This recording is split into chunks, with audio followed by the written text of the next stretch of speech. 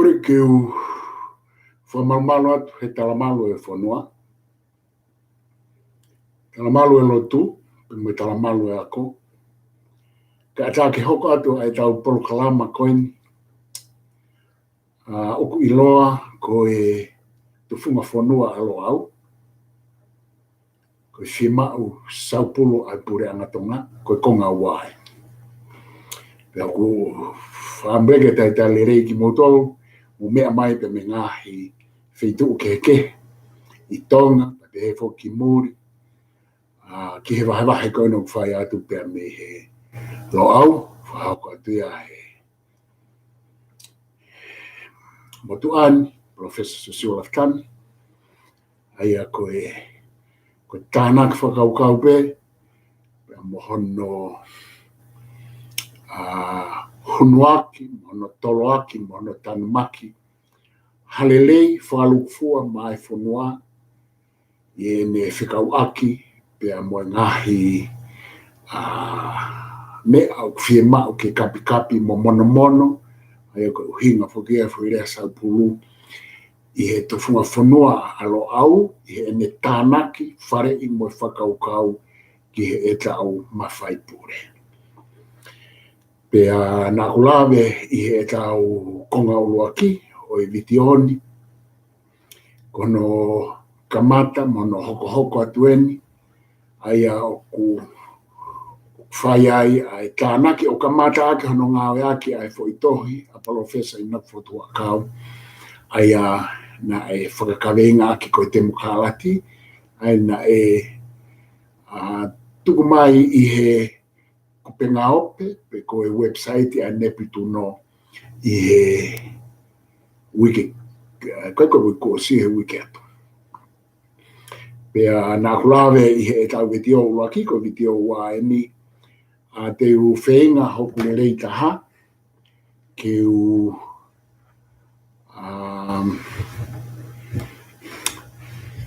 hanga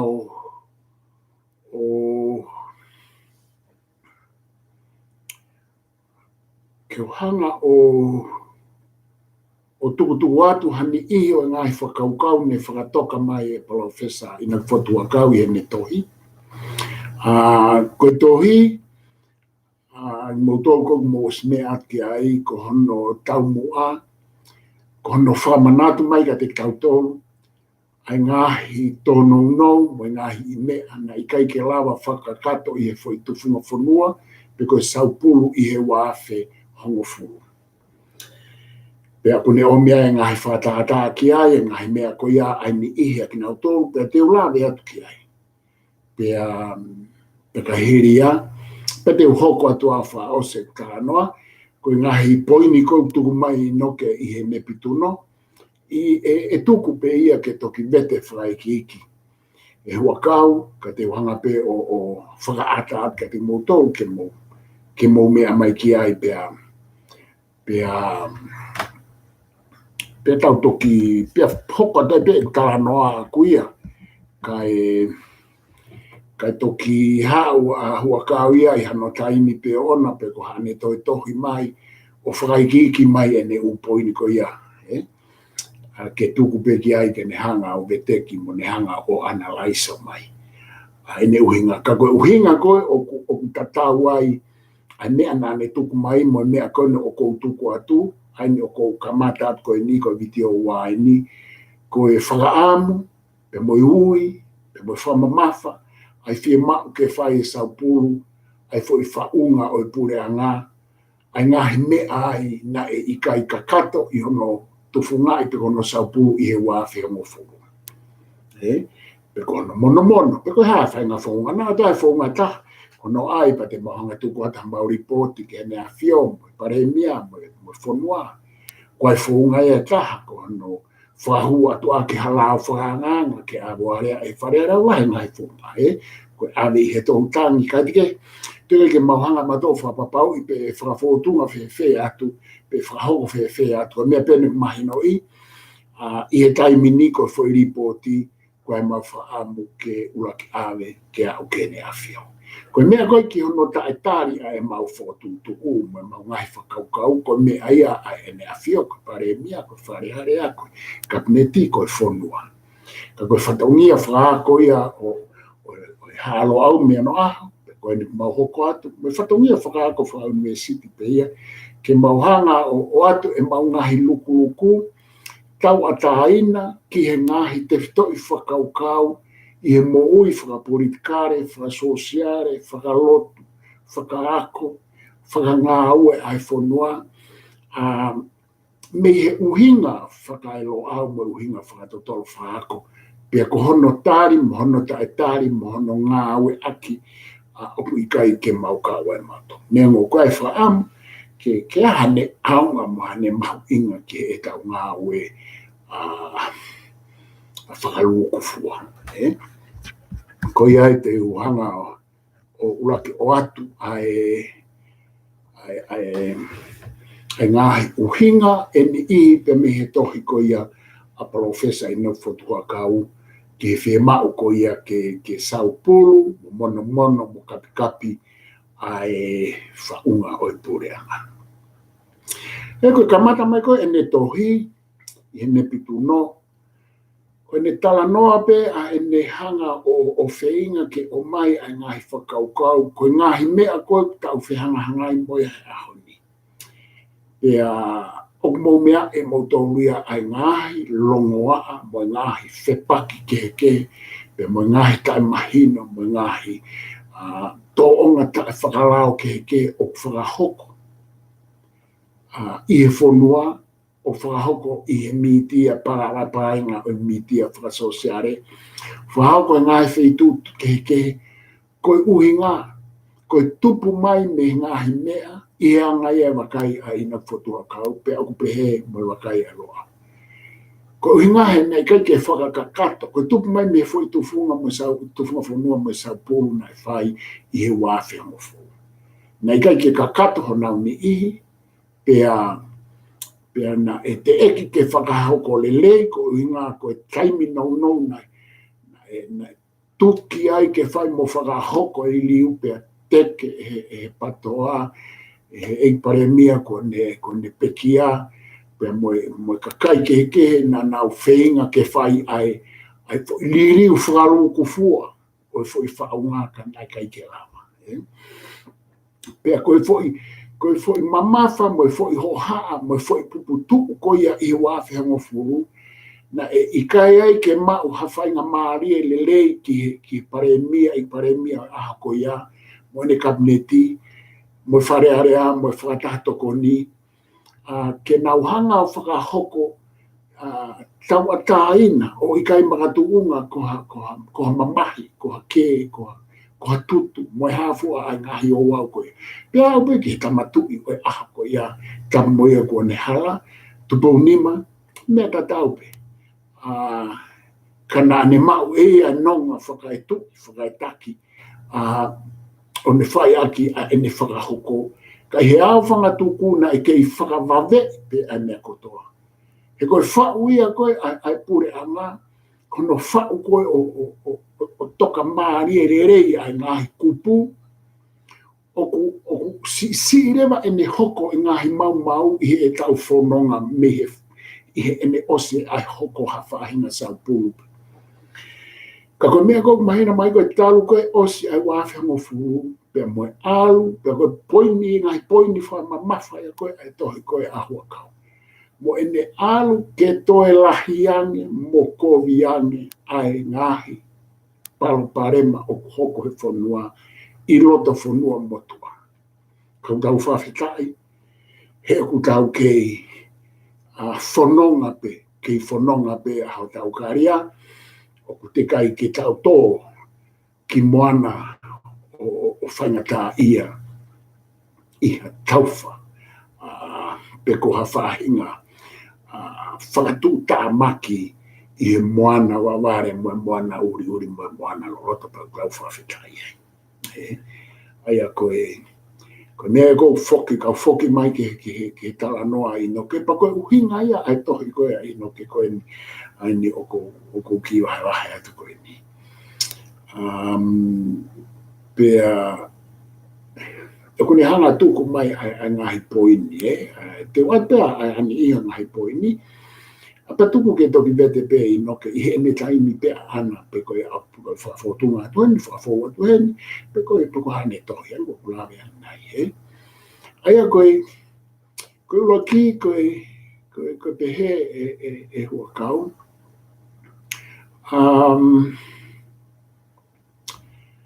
Nai kai ke kakato relei hono whau kwai ai tō nou i he whaunga whiri whare are me he wā whengofu. I ene whikau aki ai nofoanga mo e whaunga koe i he wā whengofu na e whau. I kai ke whikau aki leleia mo e whaunga koe whai mai ake whiri me tua. Mo yanga ko hono wahe ai ngahi wahenga whai anga whiri iki. O gui ai ngahi tae pot tatau mo ngahi whepaki ai. Pea hange koe whakakaukau hono i kai ke ai whakarerei ai party system. Koe university lo au talu pe me mua pe me he mau ke i Atenisi i ke i whaifatongia ai a professor taelu ko mamau atu. Nei kai ke popo a Atenisi pe aku tatau pe mo mautong lo au i he mau wakai mei he mau ke i Atenisi o a umai ke a honi. Nei kai pe ke mau hanga popo i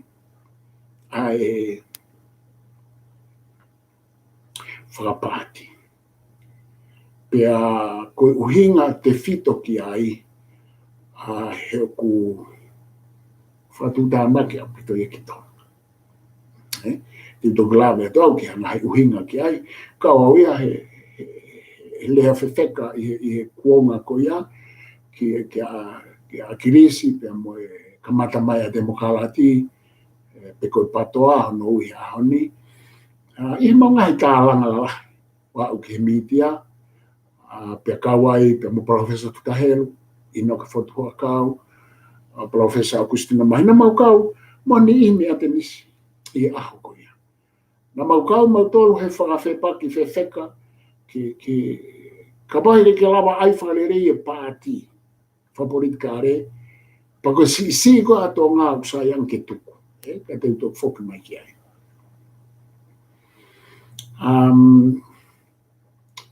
Pea ku kawia he toi poini o ku toi o mai koe e professor Hukau. Kone hana o whamanatu mai ai Paraparema hono i kai ke ai whakarerei e pāti. Pea ku i kai ke aha whaunga whapolitikare mo whakonistu tone ke pāti. Pa i he ene pehe i kai ke i he lau, kai ke he konistu tone, i kai ke i he whaunga o e whare area. I kai ke i he whaunga o e whiri whare area. He kui kai i ai. Kone hanga rewa e ia o whakatupu ai ngahi Parapare malahi. I ene tae mahino mo ene ai tae whakalao, tae whakonistu tone pehea mea koe pāti. Ene tā anō kia ino ke i hene toi. Ai au kone toi pehe koe mea taha, koe i kai ke whakaukai wharearea ke tuko mea koe tuwha paanga ke kau wharearea ke nau tuwha ki he ngahi poloka o ku nau whakafofo mai. Au ku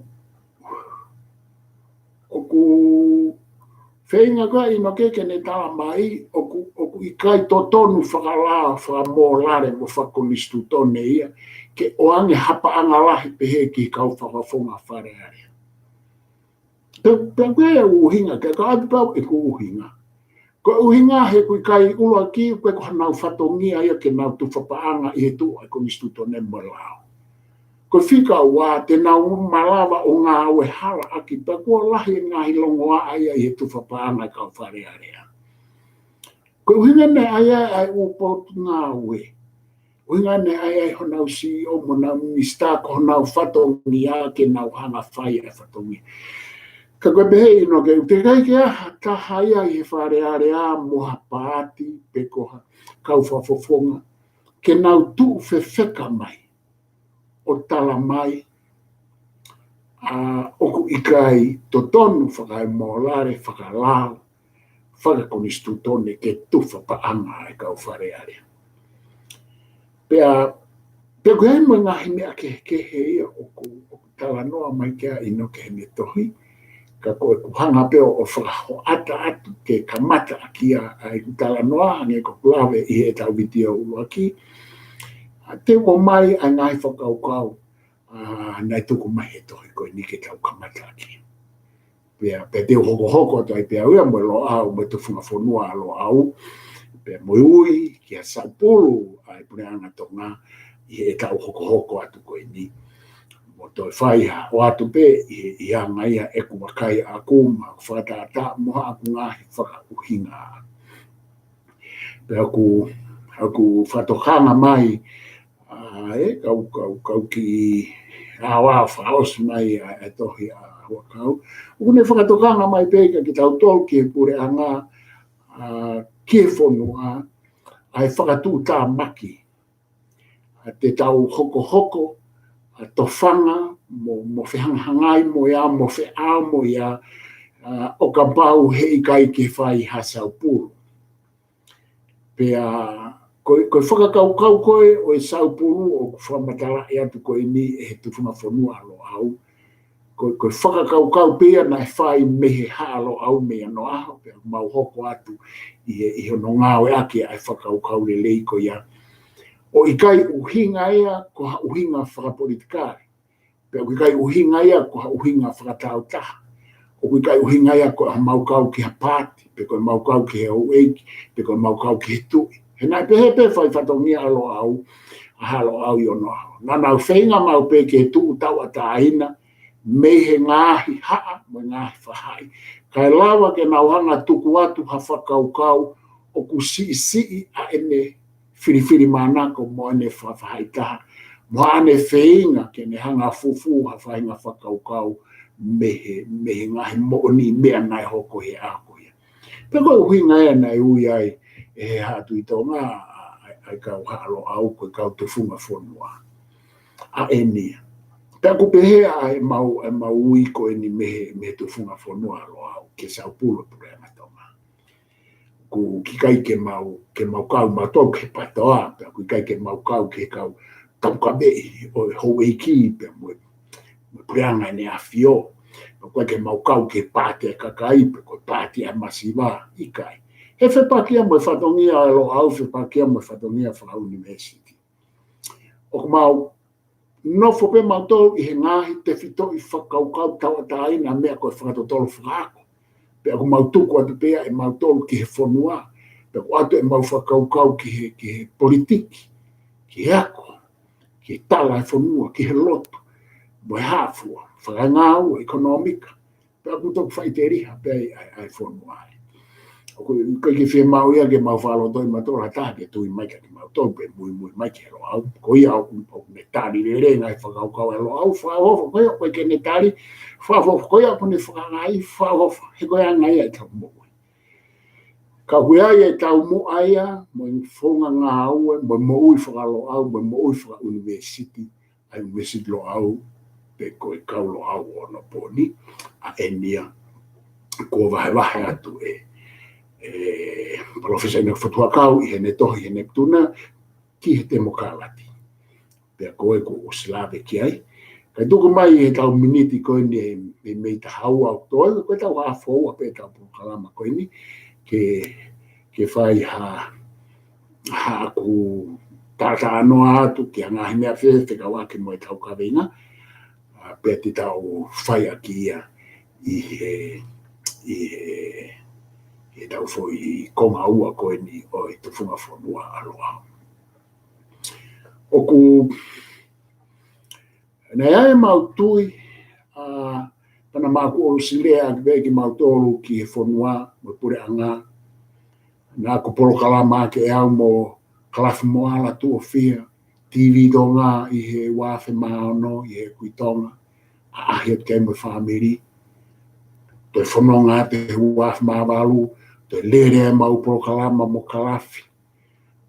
Pea moe TV tonga. I he uka veinga, ke he tala e whonua moe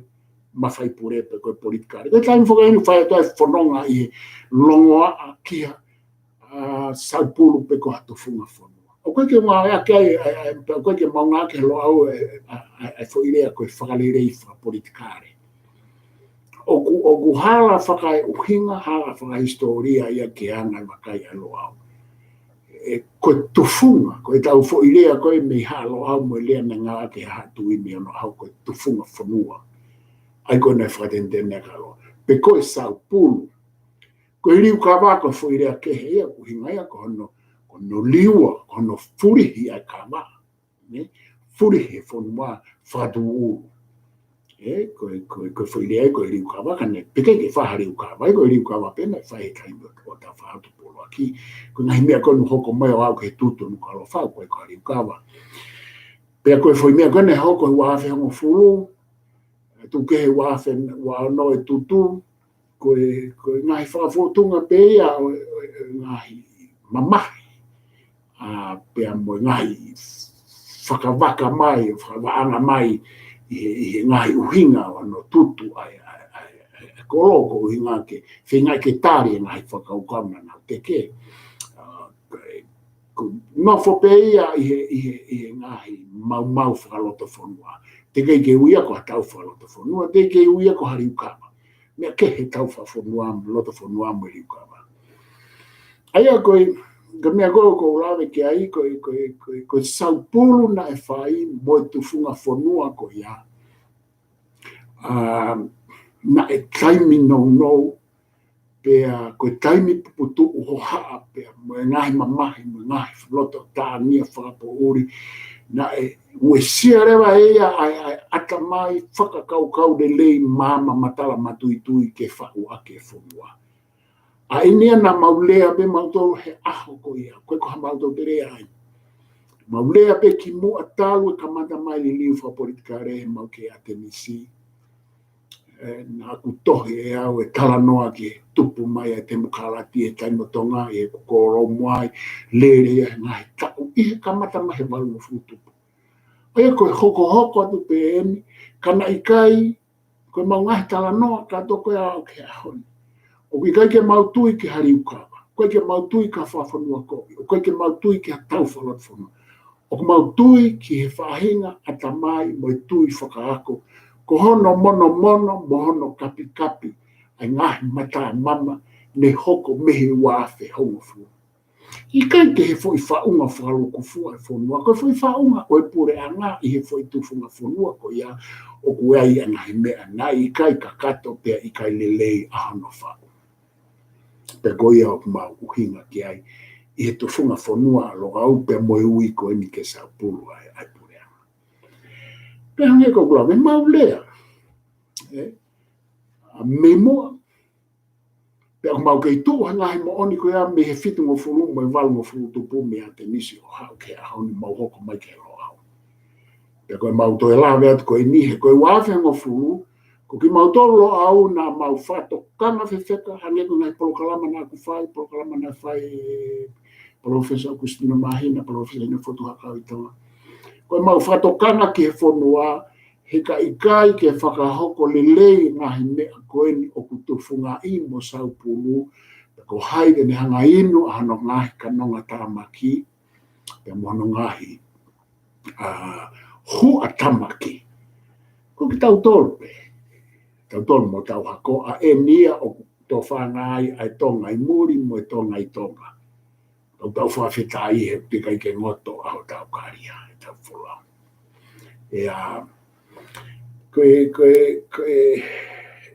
koe mea koe I nā ku whaatala noa he noa o noa walu hongo fu u tau koe ana I tonga noa ona ko whoku mai osu mai nai taha whai tutu noa walu nā ku I tonga ai mo wafi hongo fu nā ku I tonga koe noa ono na malere ma polokalama mo kalaf moala mo TV tonga I he TV tonga na I pe polokalama kalaf moala na lere pia ke ia pa mo polokalama I TV tonga na ufai ki toto ufai ke au inga ka venga ke mo me fa politikari pana faya e fe hu e kalafi ko no ono na kusina mausiula ai mo family sila ya kos fai tutu ya ko pana e faya kalaf mo ala fe hu ko ni ka te au pa ha ko ngoi ki ata kai mo atmosphere o tonga i siulai e ko kutari ko ki ai o ku e a kovi ai ata kai o tonga pe e a kovi ai mo ui fa politikari pe o ko mana masi e o ko malama ke hanga mea e o ko la ki fonua ko ma foki mai be ko a ko ma foki be si like a ko si pe hoko ai foi tutu a foi right ko wa fe ma wa una ki to ngai fa to tolo ke fa osi to be kai me si ti se ne mo università cattolica ya Australia ni pena e mahu inga ka te au he na e whai ai whanoho tui o e tamatui ko sa astupo ni ma pe whai ai mono tau mawhakawa na kui ai i tau mawhakawa mamata ke fo i uauka pena e tō wholo ai i hua whe mawalu a tamatui sa astupo ni ma e whakahoko ai lili fo politikari ne whai e hua whe mawalu ko i tonga pe he wafe hongo furu rewa na i to i tonga pe ai e whakahoko ai fo i tō whorofora koe, kono whakahasino mai e i tō whorofora tamatui i he wafe mawalu o toki whae o whakahoko he wafe amofu. Na whia mau he tamatui ia ke ki loa atu pe ke ai ke sai. Ka koe whahenga puputu mo ho haa mo mamahi na e ihi kau teke o te muka latina ni hangai ue sia ai whinangalo na mo mea na e la koe fie ke ai tamatui. Pe hangai koe tau video ua kina kulave ki ai. Na e ave mau fo i ripoti ma ke ai lo au ke tamatu i peia, kia teia ke hono tau kupu, na ko slave ki ai. Pe koe ngai poini na mau tuku atu ai, na e hoa maria ia moenga ai, langi mamau atama pe na ane hanga o whakahoko. Na kike whakahoko e koe muhinga koe mau ripoti. Na whakahoko e koe ngai mea pia na e ihe finangalo o e tamatui.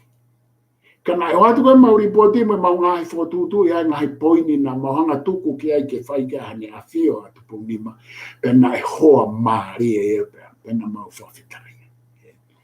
O ne hanga whawhotunga mai he taimi na e whai ai e ne tō whorofora ke u mea tapau tuku kehe ai u mea kehe unewhia mau ke puke mo whakatolonga mo whakalelei pe kono tofunga i e fo i tofunga fo mua sa pulu e wafe mo fo. Pako toanga u mea aia i tu aia me he tamatu i he nai whai hono saupulu ona i he whare are amo e kabineti. A e nia, koe ngahi mea koe o kumau kala noa tu ai, o whie mau ke toi whai e saupulu ke whakarerei mo whakaosi, mo taapuni lelei ai ngahi mono mo kapi ko ia. Koe foi ui kone lo au ai tufunga fonua lo au. O ku ikai ke iai hane mo saupulo e pure anga o koe kia hane whekau aki anai pia moe mawhai pure. Koe mea e ua. Koe mawhai whakai otua, koe whakai otua motua, koe otua fo'ou, aia koe topitapu. Koe mawhai. Pea moe mawhai pure, koe hau hono ui, me ono mono po o tamatui. O koe ke kauia i he fo i tufunga whanua koe na lo au pea moe ui koe ni ki he sau pulu o kou tala no ato. Koe ke kauia. Koe fo i ui e nia ki he u mea pena e osi a las. I he sau pulu koe i he loto whare area moe kabineti i he wafe mo fulu. Ka ku whie maku ke toi whai hano kapi mono a enia ku whawhautonga mai e fo i tohi a ina whatua kau pe ko enia o ko hoko atu ai e taranoa. Ka kou tui koe tau wā i tā ai mo tau tā i wā alo mai, ko whamalo lahi a pito ke te mutolu, mo mea mai, pe mo e whainga maare koe ni, pe te tautok hoko atu ki he konga ua, o te whunga alo au, ko e whia ke saupulu ai pure angatong. Malo mo mea mai, ka mo mea au siua lafta.